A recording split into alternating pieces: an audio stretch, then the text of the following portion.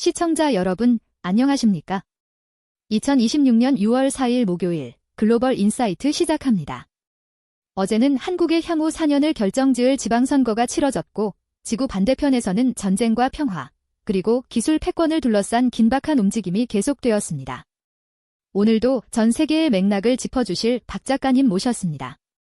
작가님, 안녕하세요. 네, 반갑습니다.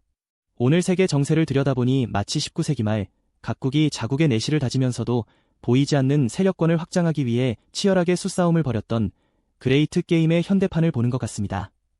유권자의 선택부터 자연재해, 그리고 첨단 기술이 얽힌 복잡한 실타래를 오늘 하나씩 풀어보겠습니다. 첫 소식은 어제 치러진 제9회 전국 동시지방선거 결과입니다. 투표율이 지난 선거보다 무려 9.6%포인트나 높은 57.3%를 기록했습니다. 출구조사 결과도 나왔죠? 네, 이번 선거는 사실상 이재명 정부의 중반기 국정 운영에 대한 중간평가 성격이 강했습니다. 출구조사 결과 더불어민주당이 광역단체장 16곳 중 11곳에서 승리할 것으로 예측됐는데요. 이는 민심이 정부의 국정 안정에 힘을 실어준 것으로 보입니다. 특히 경기도에서는 추미애 후보의 당선이 확실시되는데 실현된다면 대한민국 헌정사상 첫 여성 광역단체장이 탄생하는 역사적 순간이 됩니다. 19세기 영국에서 여성 참정권 운동인 서프러제트가 민주주의의 지평을 넓혔던 것처럼 우리 지방자치사에도 의미 있는 이정표가 세워지는 셈이죠. 이재명 대통령도 투표 참여를 독려하며 창업 국가로의 대전환을 강조했습니다. 하지만 선거 과정에서 잡음도 있었다고요? 서울 일부 투표소에서 투표용지 부족이라는 초유의 사태가 발생했습니다. 참정권 침해 논란으로 이어지며 여야의 공방이 치열한데요. 마치 18세기 미국 건국 초기 투표소 접근성과 관리 미숙을 두고 벌어졌던 갈등이 현대 서울에서 재현된 모양새라 씁쓸함을 남깁니다. 경제 지표는 상당히 희망적입니다. OECD가 한국의 성장률 전망치를 2.6%로 대폭 상향했네요. G20 국가 중 상향폭이 가장 큽니다. 중동 전쟁이라는 악재 속에서도 반도체 수출이 견인차 역할을 한 덕분이죠. 대만 컴퓨텍스 2026에서는 SK하이닉스가 웨이퍼 생산량을 5년 내에 2배로 늘리겠다고 발표했고 삼성전자도 8세대 HBM인 HBM5를 공개하며 기술 주도권을 확인했습니다. 하지만 이면에는 원 달러 환율이 1516.4원을 기록하고 물가가 3%대를 찍는 삼고 현상이 깊어지고 있습니다. 1970년대 스태그플레이션 시기처럼 성장의 온기가 고물가에 가려지지 않도록 정교한 통화 정책이 절실한 시점입니다. 미국에서는 트럼프 대통령과 의회가 이란 문제를 두고 정면 충돌했습니다. 네, 하원이 트럼프 대통령의 거부권 행사에도 불구하고 이란에 대한 군사행동을 중단하는 결의안을 통과시켰습니다. 대통령의 독주를 막으려는 의회의 초당적 의지가 확인된 건데요. 이는 과거 베트남 전쟁 당시 대통령의 전쟁 수행 권한을 제한하기 위해 제정된 1973년 전쟁권한법 정신이 2026년에 다시 소환된 것이라 볼 수 있습니다. 마코 루비오 국무장관은 청문회에서 이란 전쟁 종식과 나토에 대한 입장 등 파상 공세를 받아야 했죠. 경제적으로는 지정학적 긴장이 증시를 짓누르는 모습입니다. 유가가 배럴당 100달러에 육박했다고요? 이란과의 갈등이 유가를 자극하면서 뉴욕 증시 3대 지수가 모두 하락했습니다.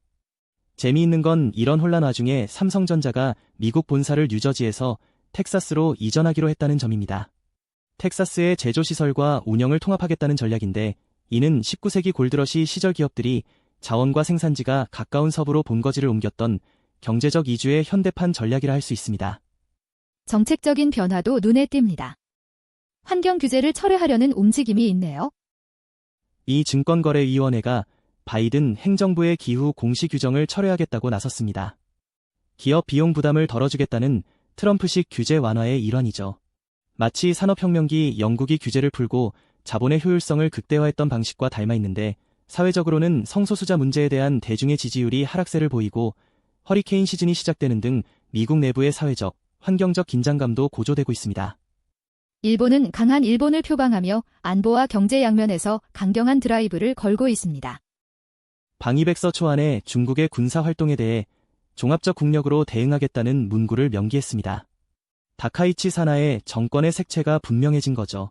자민당은 일본어에 능통한 주일 대사들을 모아 나가타회를 개최하며 예교적 가교를 다졌는데 이는 과거 메이지 유신 이후 일본이 서구 열강과 대등한 지위를 얻기 위해 펼쳤던 지적 외교 전략을 연상시킵니다. 경제적으로는 니케이 지수가 역사적인 기록을 세웠습니다. 무려 6만 8천엔을 돌파했군요. 사상 최고치입니다. 미국 반도체 지수의 급등이 불을 지폈죠. 하지만 웃을 수만은 없는 게 일본은행 우에다 총재가 기준금리를 1.0%까지 인상할 가능성을 시사했습니다. 엔저와 고물가를 잡기 위한 고유책인데 이는 1980년대 후반 자산 버블을 잡기 위해 금리를 급격히 올렸던 역사를 떠올리게 합니다. 그때의 실수를 반복하지 않으려는 일본 당국의 고민이 깊을 겁니다. 설상가상으로 자연재해까지 덮쳤습니다. 태풍 장미가 와카야마현을 강타했다고요?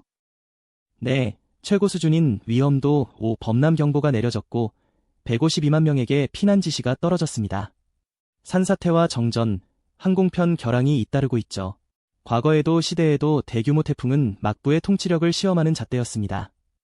첨단 기술 국가인 현대 일본이 이 거대한 자연의 위력 앞에 어떻게 대처할지가 다카이치 내각의 리더십 시험대가 될 것입니다. 중국은 장기 국가 계획인 제15차 5개년 계획의 윤곽을 드러내고 있습니다.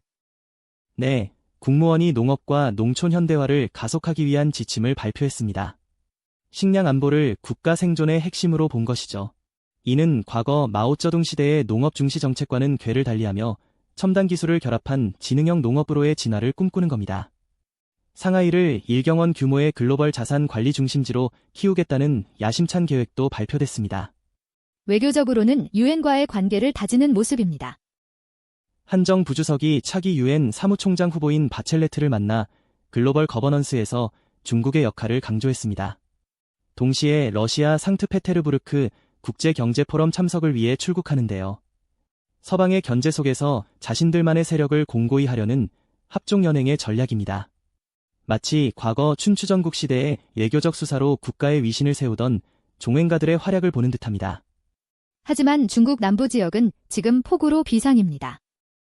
장시성과 후난성 등의 국가 지질제의 비상 대응이 가동됐습니다. 중국은 역사적으로 치수를 잘하는 자가 천하를 얻는다는 전통이 있죠. 시진핑 문화사상이 강조하는 현대문명과 전통의 조화가 이런 극한의 자연재해 앞에서 어떻게 실천될지 전 세계가 지켜보고 있습니다. 러시아와 이란 상황을 묶어서 짚어보겠습니다. 러시아에서는 지금 큰 경제 포럼이 열리고 있는데 시작부터 긴장감이 상당하네요. 제29회 상트페테르부르크 국제경제포럼이 개막했습니다. 흥미로운 건 약 10년 만에 미국 대표단과 기업들이 대거 참석했다는 점입니다. 제재 속에서도 경제적 실익을 찾으려는 움직임이죠. 하지만 포럼 개막 직전 우크라이나가 푸틴 대통령의 고향인 상트페테르부르크 유류 터미널을 드론으로 공격했습니다. 평화의 제전이어야 할 포럼 현장이 전쟁의 화염과 교차하는 이 모습은 냉전기 긴장 완화와 대리전이 공존했던 기묘한 풍경과 닮아 있습니다. 이란과 미국 사이에는 의외의 훈풍 소식이 들려옵니다. 휴전 양해각서 진전 소식이 있네요. 네, 호르무즈 해협 재개방과 동결 자금 해제를 포함한 휴전 양해각서 논의가 상당한 진전을 이뤘다는 보도가 나왔습니다. 이란 외무장관은 레바논을 포함한 모든 전선에서의 휴전이 최우선이라고 강조했죠. 마치 1962년 쿠바 미사일 위기 직후 극도의 긴장 속에서 한 라인이 개설되고 대화가 시작됐던 순간을 연상시킵니다. 물론 그와 동시에 이란 혁명수비대가 미군 기지를 공격하는 무력 시위도 병행하고 있어 화전양면 전술의 극치를 보여주고 있습니다. 마지막으로 이스라엘 상황과 단신들 정리해 주시죠. 이스라엘은 네타냐후 총리가 가자 지구의 70%를 통제하겠다는 목표를 고수하며 미국과 갈등을 빚고 있습니다. 내부적으로는 사법개혁 이후 하이테크 인력의 이탈이 42%나 급증했다는 보고서가 나와 큰 충격을 주고 있습니다. 로마 제국이 팽창기 이후 내부 갈등으로 유능한 인재들을 잃으며 쇠퇴의 길을 걸었던 교훈을 되새겨볼 대목입니다. 짧은 소식들도 전해드릴까요? 네, 포항에서 전설의 심해어 돛돔의 세계 최초 인공부화 성공 소식이 들려왔습니다. 자원 고갈 시대의 해양생물 연구에 한 획을 그은 쾌거입니다. 또한 미국 마이크로소프트는 빌드 2026을 통해 인간의 비서 역할을 하는 AI 에이전트 시대를 선언했습니다. 기술은 이토록 빠르게 앞서가는데 서울의 투표용지 부족 사태나 이스라엘의 인력 유출 같은 문제는 결국 시스템과 사람의 중요성을 다시금 일깨워줍니다. 오늘 글로벌 인사이트에서는 선거와 경제 지표, 그리고 요동치는 지정학적 협상들까지 폭넓게 짚어봤습니다. 주권자의 한 표가 국내 정치를 결정하듯 국가들의 한 수 한 수가 모여 세계사의 흐름을 만듭니다.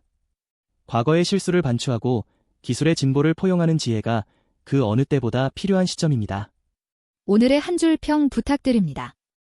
투표용지는 종이 한 장이지만 그 뒤에는 역사의 무게가 담겨 있고 기술은 도구일 뿐 그 방향을 정하는 것은 결국 인간의 의지다라고 말씀드리고 싶네요. 네, 오늘 소식은 여기까지입니다. 시청해주신 여러분 고맙습니다. 활기차고 의미 있는 하루 보내시길 바랍니다. 감사합니다. 안녕히 계십시오.